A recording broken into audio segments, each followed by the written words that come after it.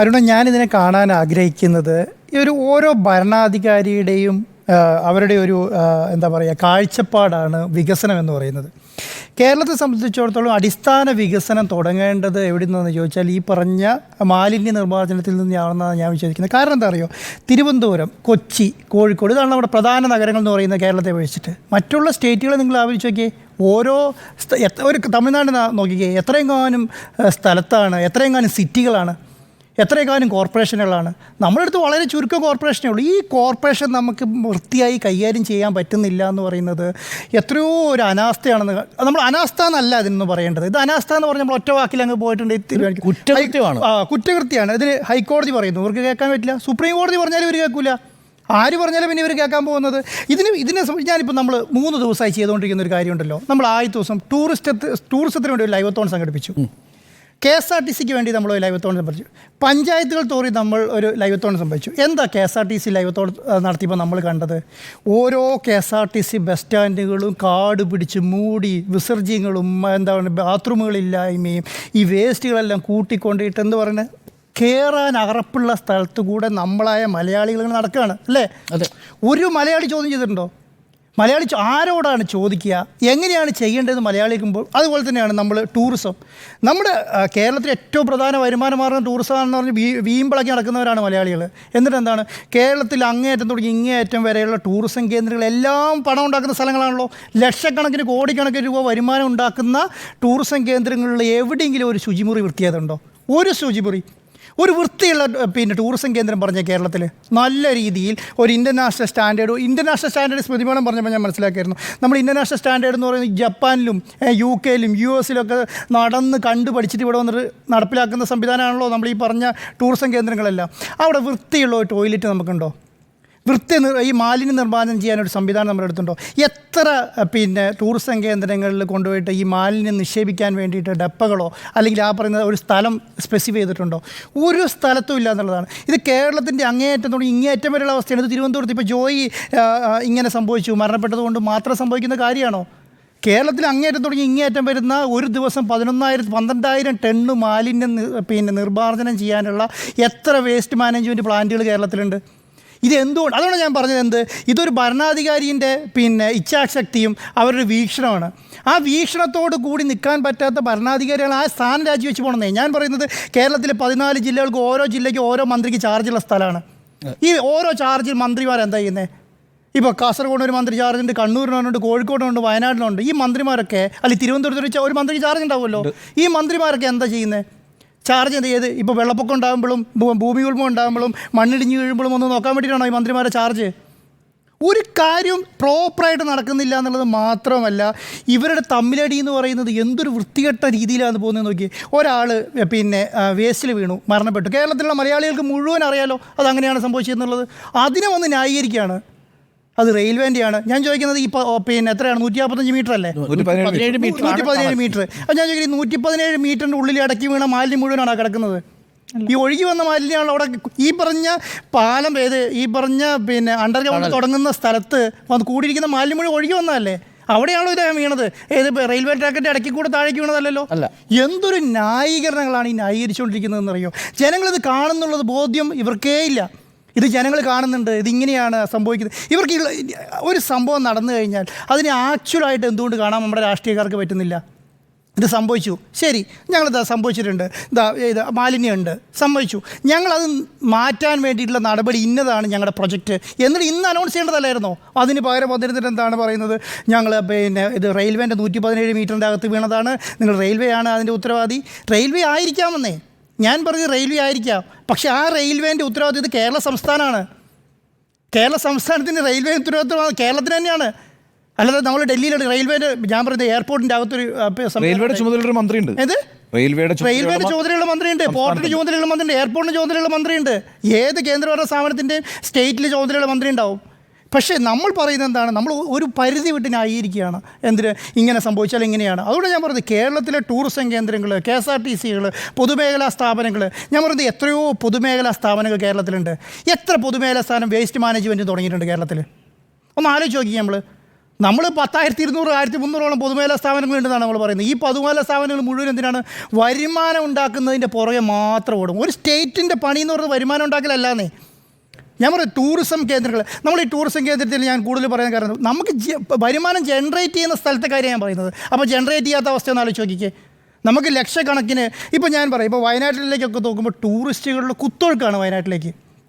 കർണാടകയിൽ നിന്ന്, തമിഴ്നാട്ടിൽ നിന്ന്, കേരളത്തിൽ ടൂറിസ്റ്റുകളൊക്കെ എനിക്ക് തോന്നുന്നു കഴിഞ്ഞ ഒരു 10-15 വർഷങ്ങൾ വന്നതിനേക്കാളും ഒരു 200 ഇരട്ടി 300 ഇരട്ടി ടൂറിസ്റ്റുകളാണ് പിന്നെ വയനാട്ടിലേക്ക് കയറുന്നത്. ഇവർ കൊണ്ടുവരുന്ന മാലിന്യങ്ങൾ മുഴുവൻ എവിടെയാണ് കൊണ്ട് നിക്ഷേപിക്കുന്നത്? ഇവർ പോണ വഴിക്ക് എറിയും, വേറെ മാർഗ്ഗം വരെയില്ല. ഇനി ഈ സ്ഥലങ്ങളിൽ എവിടെയെങ്കിലും ഒരു വൃത്തിയുള്ള ടോയ്ലറ്റ് ഉണ്ടോ? നിങ്ങൾ ഇവിടുന്ന് തിരുവനന്തപുരം തുടങ്ങി കാസർഗോഡ് വരെ യാത്ര ചെയ്യുക, നിങ്ങൾ വാഹനത്തിൽ യാത്ര ചെയ്തോ? ഒരു ബിലോ ആവറേജ് ആയിട്ടുള്ള ഏതെങ്കിലും റെസ്റ്റോറൻറ്റിൽ വൃത്തിയുള്ള ടോയ്ലറ്റ് ഉണ്ടോ? ബിലോ ആവറേജ് ആയിട്ടുള്ള റെസ്റ്റോറൻറ്റുകളിൽ ഒരു സ്ഥലത്ത് ടോയ്ലറ്റ് ഇല്ല. ഒരു റോഡ് സൈഡിൽ ഒരു ടോയ്ലറ്റ് ഇല്ല. ഇതാരാണ് മെയിൻറ്റെയിൻ ചെയ്യുന്നത്? അപ്പം ഞാൻ ഗണേഷ് കുമാർ പറഞ്ഞതുപോലെ ഈ പൈൻറ്റിൻ്റെ കുപ്പിയൊക്കെ അടിച്ചിട്ട് ഇതിനകത്ത് കൊണ്ടുപോയിട്ട് വെള്ളമൊഴിച്ച് കളയും. അപ്പോൾ ഇതവിടെ പോയി ബ്ലോക്ക് ആവും. സാധാരണ അങ്ങനെയാണെന്നേ. ഇതൊക്കെ ഒരു സംവിധാനം വെച്ച് ഇതിനെയൊക്കെ മെയിൻറ്റെയിൻ ചെയ്യാൻ ആൾക്കാർ വേണം. ഈ ഓഫീസിൻ്റെ അകത്ത് നമ്മൾ 500-600 പേര് വർക്ക് ചെയ്യുമ്പോൾ നമ്മൾ എത്ര പ്രാവശ്യം നമ്മൾ ടോയ്ലറ്റ് ക്ലീൻ ചെയ്ത് പോകുന്നുണ്ട്?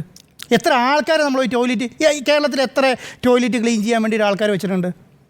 ഒരു സംവിധാനം നമ്മൾ നടത്തുമ്പോൾ ദീർഘവീക്ഷണം വേണം. അതാണ് നിങ്ങൾ ലുലുമാൾ നോക്കൂ, അവിടെ ചെല്ലുമ്പോൾ ടോയ്ലറ്റിന്റെ ക്ലീനിങ്ങും മറുഭാഗത്തുള്ള ഒരു പൊതുമേഖലാ സ്ഥാപനത്തിലേക്ക് വരുമ്പോൾ ക്ലീനിങ്ങും രണ്ടും ആള് വേണമെന്നേ. ഞാൻ പറയുന്നത് ആളെ വെക്കുക എന്ന് പറയുന്നത് അതിനൊരു അതോറിറ്റീനെ വെച്ച് അതിനുവേണ്ടി എന്തുകൊണ്ട് പൊതുമേഖലാ സ്ഥാപനങ്ങളില്ലാന്നേ? അങ്ങനെയുള്ള കാര്യങ്ങൾ ചെയ്യാൻ എന്തുകൊണ്ട് പൊതുമേഖലാ സ്ഥാപനമില്ല? ITDC, KTDC, tourism development corporation, കുറേ ഇങ്ങനെയുണ്ടല്ലോ. എന്തിനാണ്? പൈസ ഉണ്ടാക്കാനും അത് ചിലവാക്കാനും വേണ്ടിയുള്ള മാർഗ്ഗങ്ങളോ? ജനങ്ങൾക്ക് ഉപകാരമുള്ള സംവിധാനങ്ങളെ എത്ര എണ്ണം അവർ ചെയ്തിട്ടുണ്ട്? ഞാനതാണ് ചോദിച്ചത്. വേസ്റ്റ് മാനേജ്മെൻറ്റ് ചെയ്യാൻ വേണ്ടിയിട്ട് വേസ്റ്റ് മാനേജ്മെൻറ്റ് എത്ര പ്രോസസ്സിംഗ് സെൻ്ററുകൾ കേരളത്തിലുണ്ട്. മറ്റുള്ള രാജ്യങ്ങളിൽ പോകുമ്പോൾ നമ്മൾ കാണുന്നത് എന്താ അറിയോ? വലിയ ഇപ്പോൾ കോലാലംപൂർ, സിംഗപ്പൂരൊക്കെ നമ്മൾ പോയി നോക്കിക്കേ, എന്താ സംഭവം? 500-600 ഏക്കർ ലാൻഡ് ഇതിന് വേണ്ടിയിട്ട് മാത്രം എടുത്തിരിക്കുകയാണ്. 500-600 ലാൻഡ് കേരളത്തിലില്ലാത്തതുകൊണ്ടാണോ? അല്ലല്ല, അതിനകത്ത് ഒരു കാര്യമുണ്ട്. കാരണം വെച്ചാൽ നമ്മൾ കേരളം എന്ന് പറയുന്ന ഒരു ചെറിയ ഭൂമിശാസ്ത്രമാണ്. ഒന്ന് ഇപ്പോൾ തമിഴ്നാട് അല്ലെങ്കിൽ കർണാടക, മധ്യപ്രദേശ് നമുക്ക് ഉദാഹരണമായിട്ട് എടുക്കാൻ സാറേ, ബാരൻ ലാൻഡ് എന്ന് പറയുന്നത് വളരെ കൂടുതലാണ് മറ്റ് സംസ്ഥാനങ്ങൾ. ഒന്ന്, നമ്മുടെ ജനസാന്ദ്രത വളരെ കൂടുതലാണ്. പ്രശ്നം എന്താ അറിയാമല്ലോ സാറേ? ഒറ്റ കാര്യമുള്ളൂ. സാർ പറഞ്ഞ കറക്റ്റാണ്. പക്ഷെ ഒരു സീവേജ് പ്ലാന്റ് ഉണ്ടാക്കാൻ, ഇപ്പം നമ്മുടെ വീടിനടുത്താണ് ഒരു സീവേജ് പ്ലാന്റ് ഉണ്ടാക്കാൻ വരുന്നതെന്ന് വിചാരിക്കുക, എത്ര ആളുകൾ അത് സമ്മതിക്കും? കേരളത്തിൻ്റെ ഒരു പ്രശ്നം ഞാൻ പറയുന്നത്. നേരത്തെ അരുൺ പറഞ്ഞതുപോലെ ഈ മുറിയിലെല്ലാവരും നക്തരാണെന്ന് പറയുമ്പോൾ വിളപ്പിൽശാല സമരം അറിയാലോ നിങ്ങൾക്കൊക്കെ, തിരുവനന്തപുരത്തുള്ളതല്ലേ? അല്ല, ജനവാസ മേഖലയ്ക്ക് അപ്പുറത്തൊക്കെ വെക്കുക എന്നൊക്കെ പറഞ്ഞാൽ വളരെ പ്രയാസമാണ് സ്മൃതി. പക്ഷേ അല്ല, ഞാൻ പറയുന്നത് നിങ്ങൾ ഈ പറയുന്നത് പോലെ ഒരു വേസ്റ്റ് പ്രോസസ്സിങ് യൂണിറ്റിലേക്ക് കയറിപ്പോയാൽ നിങ്ങൾക്ക് അതിൻ്റെ സ്മെല്ല് പോലും അടിക്കില്ല. അങ്ങനെയാണ് പ്രോസസ്സിംഗ് യൂണിറ്റുകൾ വെക്കുക. ഇവിടെ എന്താ ചെയ്യുന്നതെന്ന് നിങ്ങൾക്കറിയോ? ഇവിടെ എന്താ ചെയ്യുന്നതെന്ന് പറഞ്ഞിട്ടുണ്ടെങ്കിൽ നേരെ കൊണ്ടുപോയി ഡംപ് ചെയ്യും. അതൊരു പ്രശ്നമാണ്. കാരണം ഈ വിളപ്പിൽശാലയുടെ ഭാഗത്തുനിന്ന് പെൺകുട്ടികൾക്ക് വിവാഹം കിട്ടില്ലായിരുന്നു. ആ പ്രദേശത്ത് വിഷയമാണ്. അസുഖമുണ്ടാവുന്നു. ചെയ്യാൻ പ്രാപ്തിയുള്ള ആൾക്കാർ നമ്മുടെ നാട്ടിൽ ഇല്ലാഞ്ഞിട്ടല്ല, ഇത് ചെയ്യേണ്ട കാര്യങ്ങൾ എങ്ങനെയാണെന്ന് കറക്റ്റായിട്ട് കേരളത്തിന്റെ ഇഷ്യൂ വളരെ വലുതാണ്. ബജറ്റുകൾ ഉണ്ടാക്കി വെക്കാൻ പറ്റാഞ്ഞിട്ടല്ലേ? ശ്രീ ആന്റോ അഗസ്റ്റിൻ, കൊച്ചിയിൽ എന്താ സംഭവിച്ചു നോക്കൂ. ഏറ്റവും ഒടുവിൽ കൊച്ചിയിൽ ഈ മാലിന്യ സംസ്കരണ പ്ലാന്റ് കരാറ് കൊടുത്തതിന് അഴിമതിയായി. അതായത് വേസ്റ്റ് ഡിസ്പോസലും വേസ്റ്റ് മാനേജ്മെന്റും അഴിമതി നടത്താമെന്ന് എങ്ങനെ കണ്ടുപിടിച്ചുകൊണ്ടിരിക്കുന്ന രാഷ്ട്രീയ നേതൃത്വമുള്ള നാടാണ്. ഞാൻ അതുകൊണ്ടാണ് ചോദിക്കുന്നത്, പൊതുമേഖലാ പ്രൈവറ്റ് കമ്പനികൾ എന്നും നോക്കുന്നത് എന്താ?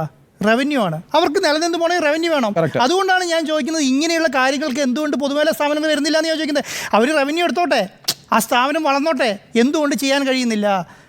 മറ്റ് പ്രൈവറ്റ് കമ്പനികളെ നിങ്ങൾ ഏൽപ്പിച്ചിട്ടുണ്ടെങ്കിൽ അവൻ ഒരു ടണ്ണിന് ഇത്ര, ഒരു ക്വിൻ്റലിന് ഇത്ര, അല്ലെങ്കിൽ ഇത്ര മാലിന്യം ഞാൻ നിക്ഷേപിച്ചിട്ടുണ്ട്, അല്ലെങ്കിൽ ഇത്ര മാലിന്യം ഞാൻ പ്രോസസ്സ് ചെയ്തിട്ടുണ്ടോ, അവൻ പ്രോസസ്സ് ചെയ്യുന്നത് അവൻ്റെ വരുമാനവും ചിലവും അനുസരിച്ചിട്ടുള്ള ഒരു പ്ലാന്റ് അവൻ നിർമ്മിക്കുകയുള്ളൂ.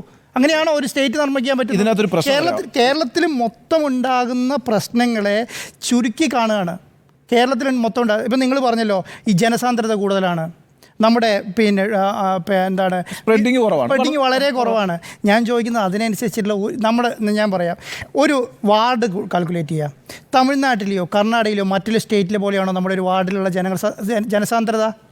നമ്മളെ സംബന്ധിച്ച് ഒരു വാർഡിൽ ഒരു പൊസസീവ് യൂണിറ്റ് വേണ്ട സമയം കഴിഞ്ഞു, അതിക്രമിച്ചു കഴിഞ്ഞു.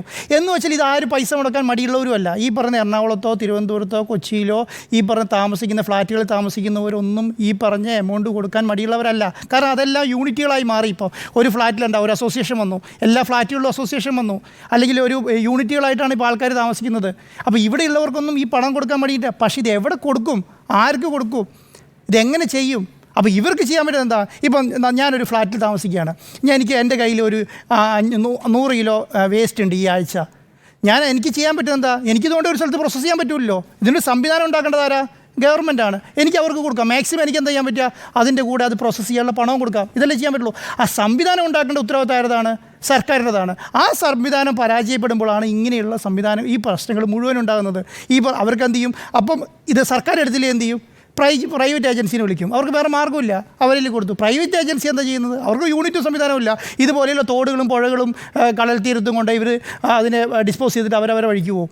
അവരവരെ കിട്ടുന്ന പണം മേടിക്കും. അപ്പോൾ ഇങ്ങനെയുള്ള പ്രോസസ്സിംഗ് യൂണിറ്റുകൾ, അതാണ് ഞാൻ ആദ്യം പറഞ്ഞത്, ദീർഘവീക്ഷണമുള്ള ഭരണാധികാരികൾക്ക് കേരളത്തിലെ എങ്ങനെ വേസ്റ്റ് മാനേജ്മെൻറ്റ് എങ്ങനെ കൈകാര്യം ചെയ്യണം, എങ്ങനെ അടിസ്ഥാന സൗകര്യ വികസനം എങ്ങനെ വരുത്തണം, ഇങ്ങനെയുള്ള കാര്യങ്ങളൊന്നും അങ്ങനെയൊന്നും നമ്മുടെ ബഡ്ജറ്റിൽ പോലും ഒരു നീക്കിയിരിപ്പില്ലാന്നേ. കഴിഞ്ഞ 10 വർഷത്തെ ബഡ്ജറ്റ് എടുത്ത് നോക്കിക്കേ, എത്ര വേസ്റ്റ് മാനേജ്മെൻറ്റിന് എത്ര പണം നീക്കി വെച്ചിട്ടുണ്ട് നിങ്ങൾ നോക്കിക്കേ. ഒരു സംവിധാനത്തിന് വെച്ചിട്ടുണ്ടാവില്ല. അങ്ങനെ ജനങ്ങൾ അങ്ങനെ മാറി, സർക്കാർ അങ്ങനെ, ഗവൺമെൻറ് അങ്ങനെ മാറി. ആദ്യം ചോദ്യം ചെയ്യുന്നില്ല. നമ്മളിപ്പോൾ 2 ദിവസമായിട്ട് ഈ ജോയിനെ കിട്ടാത്തതുകൊണ്ടോ, ജോയിനെ ആദ്യത്തെ 2 മണിക്കൂറിൽ കിട്ടിയെങ്കിൽ ഈ പറഞ്ഞ ഒരു ചർച്ചയില്ല.